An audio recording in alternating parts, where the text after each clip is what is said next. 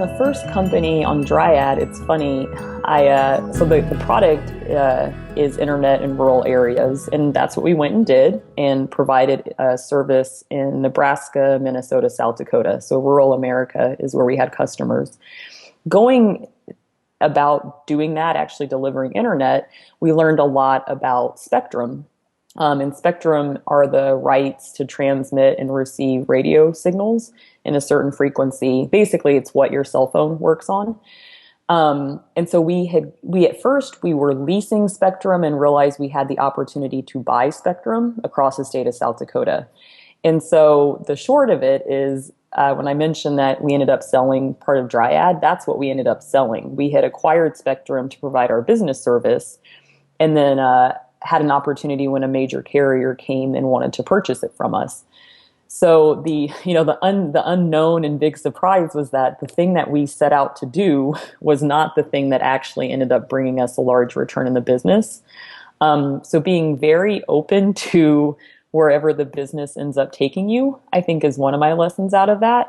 But also being smart and paying attention to opportunities that come up. As we were learning more about spectrum and where there was spectrum not being used and undervalued, basically we kind of came across the opportunity to purchase it, and then positioned ourselves pretty well so that a buyer would come along and buy it from us later. So it was both being open to the uncertainty, but being smart about how you respond to it.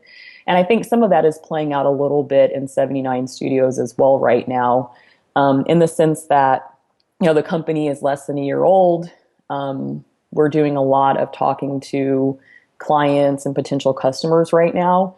And so letting your product and service evolve to what the customer wants and needs, I think, is one of the lessons there that's continuing to play out. Like you start a business and you think like, oh, this is what the customer wants. You got to start somewhere, right? So to kind of make your first step, you have to start with something. But the fact is, when you start to put the product out there, or you start to serve customers, they let you know what they need, right? And you have to be open to letting your business evolve in that way.